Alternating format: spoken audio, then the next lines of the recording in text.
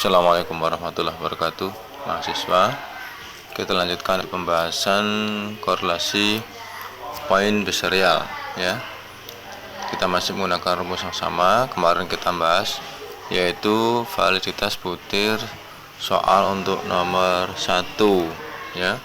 Jadi kita kemarin bahas tentang butir soal nomor 1 ya, skor-skornya yang di butir soal nomor 1 itu kita lihat mana skor yang menjawab benar dan yang salah, kemudian kita bandingkan dengan skor total ya.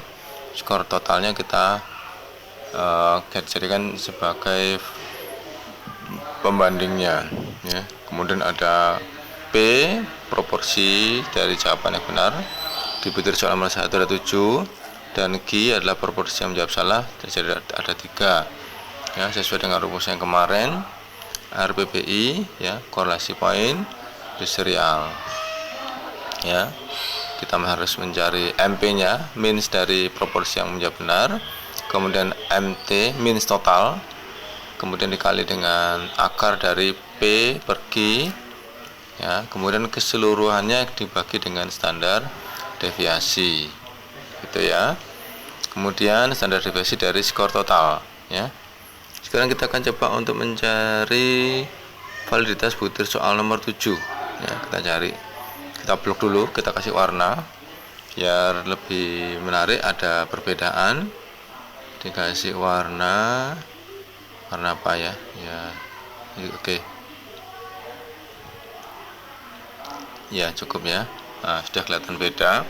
Ini akan kita cari skor butir validitas butir soalnya ya. Antum lihat nih, yang jawab benar A, B jawabannya salah ya, C, D, E, F, G, H jawabannya benar, I dan C salah ya. Jadi yang menjawab benar adalah ya, kita tulis dulu MP nya, rata-rata dari proporsi yang menjawab benarnya kita cari, kita tulis yaitu A, kemudian B salah ya, kemudian langsung C, D, E, F, G dan H ya. Kita tik dulu, kita kelompokkan ya, yaitu yang G dan H ya. H juga menjawab benar. Nah, oke. Kita beri batas sel biar lebih jelas. Kemudian kita tengahkan untuk biar lebih rapi. Nah, sudah. Kemudian kita lihat skor totalnya ya, skor yang diperoleh A itu berapa. Skor yang diperoleh A ternyata adalah 6 ya. Itu yang nanti kita masukkan ya. Skor yang diperoleh A adalah 6. Kemudian skor yang diperoleh C adalah berapa itu? 9 ya, 9. Kemudian skor yang diperoleh D adalah 7 ya.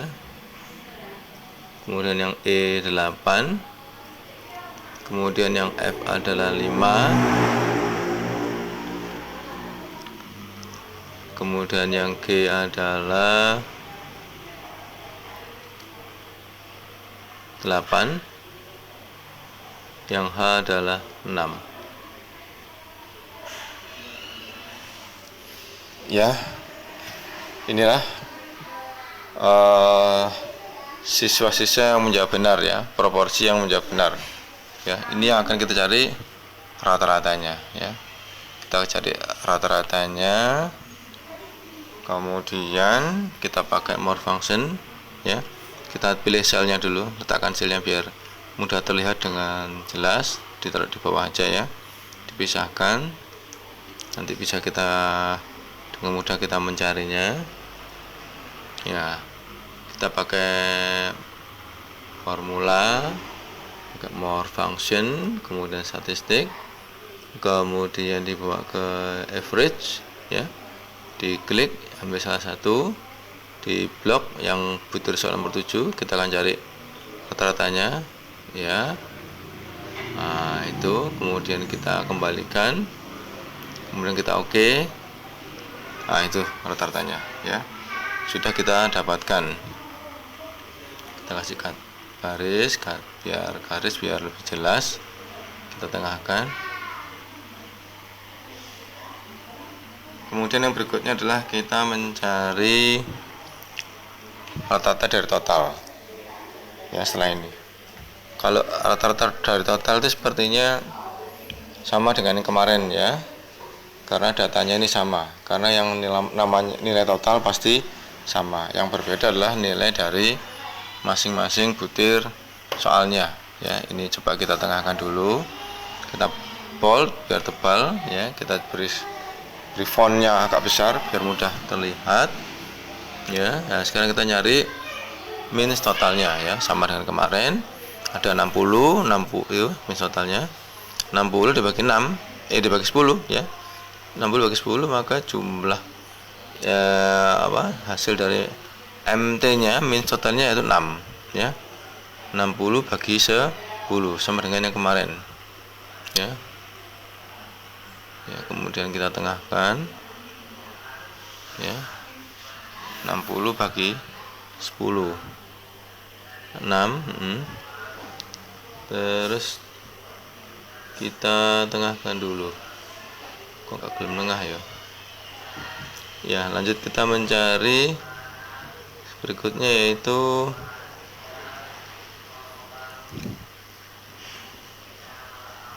standar deviasinya ya. Dari standar deviasi total sama ya, standar deviasi total dari yang kemarin sama karena yang dicari total, tapi ini kita coba ulang ya, kita cari kembali supaya kita semakin terbiasa ya. Kita taruh selnya di situ, kita siapkan untuk mencari formula more function stdef ya, yang P populasi stdef P, kemudian kita ambil salah satu yang atas ya, kemudian kita blok yang totalnya untuk mencari standar deviasinya. Nah itu sampai di atasnya 60, kita kembalikan, kemudian kita oke. Nah itu hasilnya ya. Lebih jelas lagi kita bisa melihat berapa angkanya dengan kita menggeser selnya lebih besar.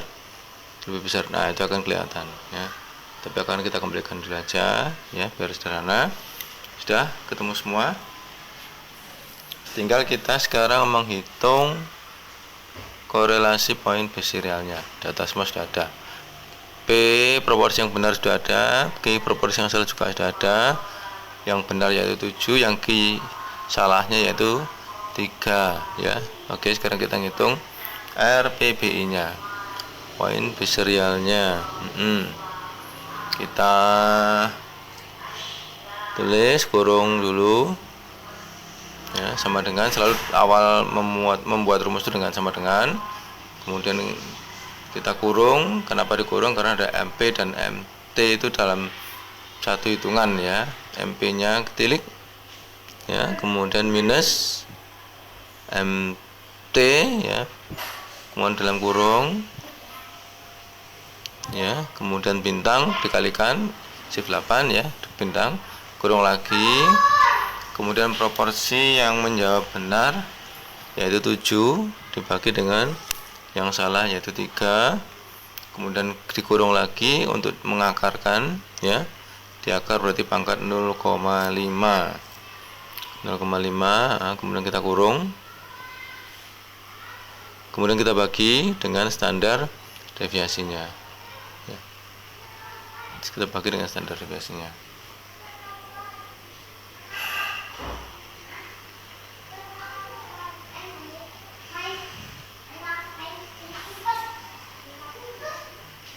Kepencet ini ya, pencet saya perbaiki dulu, saya kembalikan dulu, saya coba ke ini ya, undo. Oh sudah, alhamdulillah, tinggal tambahkan kurung ya.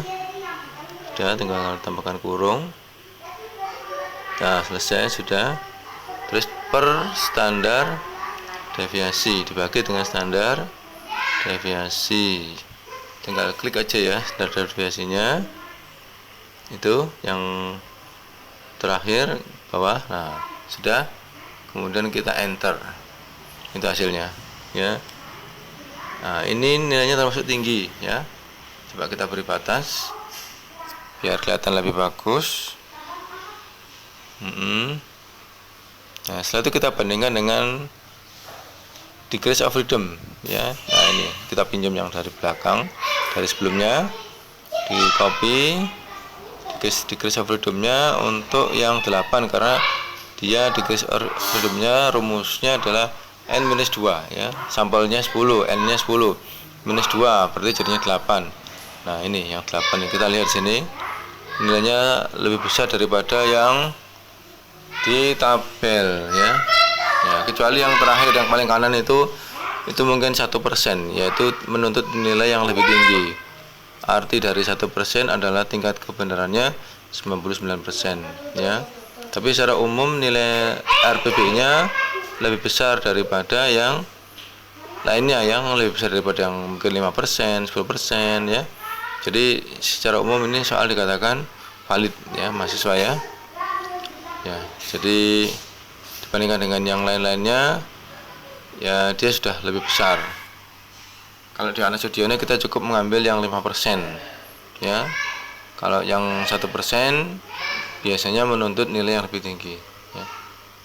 Ya, tapi dari tinjauan manual sebenarnya bisa diprediksi ya bahwa butir soal nomor 7 itu valid ya, dilihat dari manual. Antum lihat sini ya.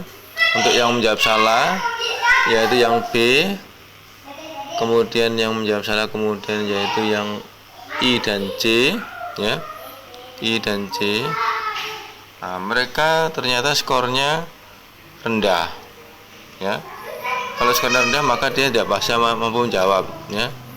Ya, itu nilainya 4, yang B, yang I juga 4, yang C adalah 3.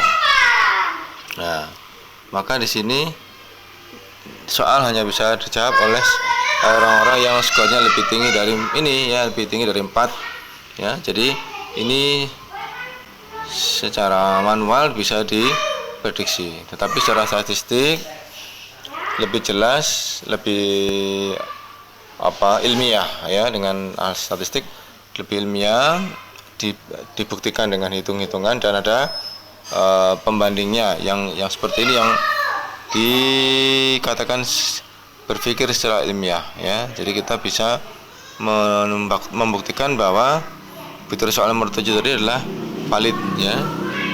Ya, demikian mahasiswa.